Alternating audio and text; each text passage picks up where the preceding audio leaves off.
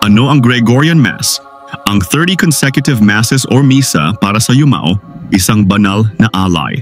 Sa katahimikan ng ating panalangin, may mga pangalan tayong muling inuusal. Mga mahal sa buhay na pumanaw na, ngunit nananatili sa ating puso. Isa sa pinakamakapangyarihang paraan ng pananalangin para sa mga yumao ay ang tinatawag na Gregorian Mass. Ano nga ba ang Gregorian Mass?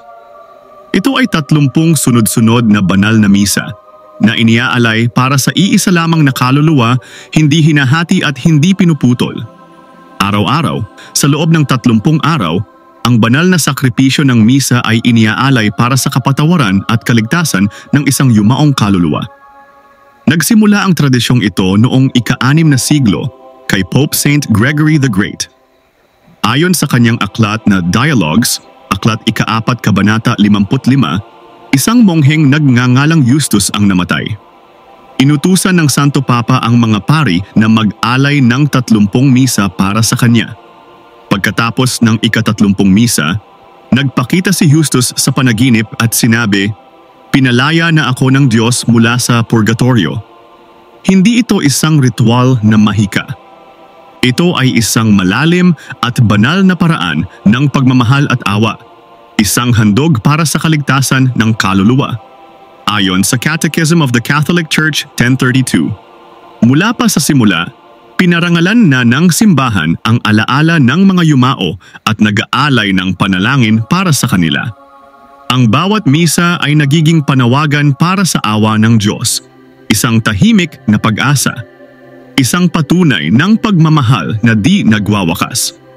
Kung nais mong magpaalay ng Gregorian Mass para sa iyong mahal sa buhay na yumao, maaari kang lumapit sa inyong parokya, seminaryo, o mga misyonerong pari.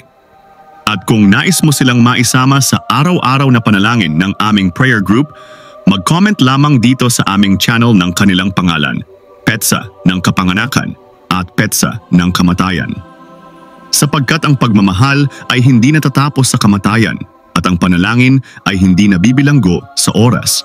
Ipagkaloob mo po sa kanila, Panginoon, ang walang hanggang kapahingahan at ang walang hanggang liwanag ay sumikat sa kanila. Naway sila'y magpahinga sa kapayapaan. Amen.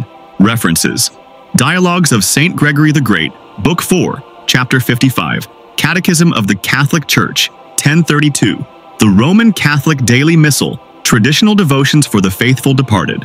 Pag-ibig ang alaala, panalangin ang alay. Salamat sa panonood.